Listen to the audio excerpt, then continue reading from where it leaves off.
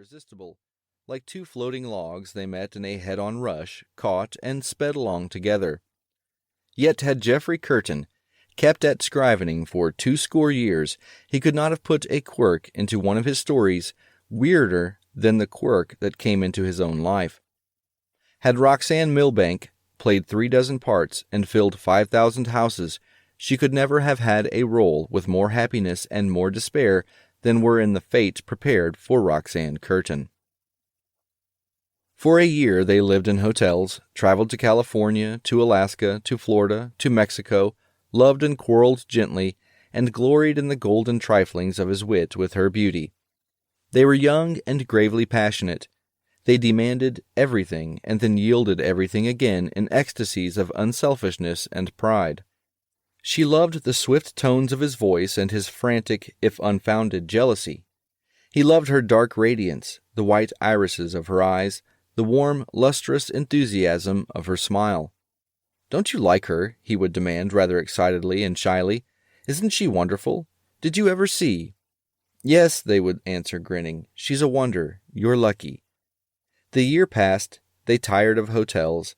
They bought an old house and 20 acres near the town of Marlow, half an hour from Chicago, bought a little car, and moved out riotously with a pioneering hallucination that would have confounded Balboa. "Your room will be here," they cried in turn, and my room here, and the nursery here when we have children, and we'll build a sleeping porch, next year." They moved out in April. In July, Jeffrey's closest friend, Harry Cromwell, came to spend a week.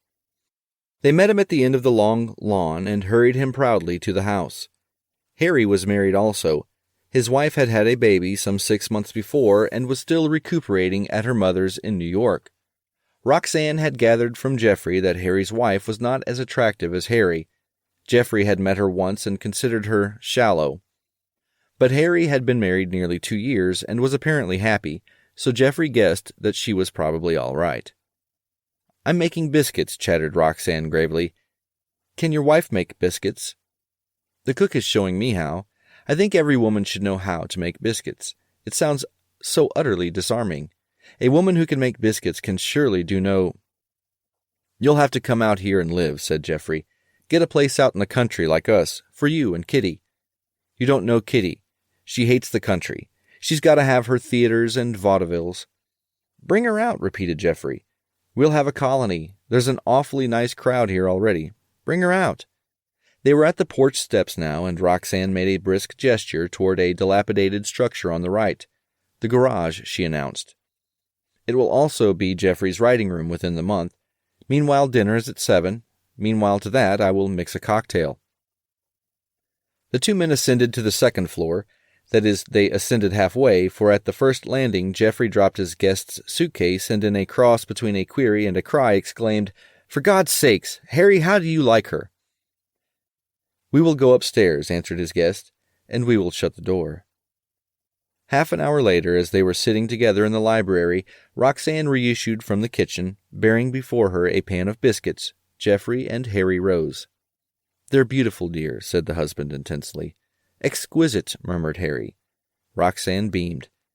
"Taste one. I couldn't bear to touch them before you'd seen them all, and I can't bear to take them back until I find what they taste like." "Like manna, darling." Simultaneously, the two men raised the biscuits to their lips, nibbled tentatively.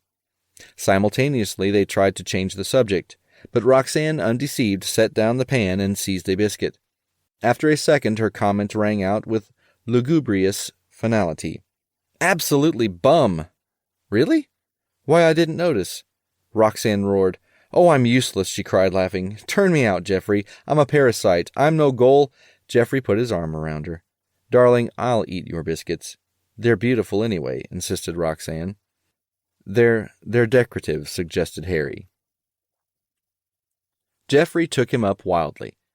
"That's the word. They're decorative. They're masterpieces. We'll use them." He rushed to the kitchen and returned with a hammer.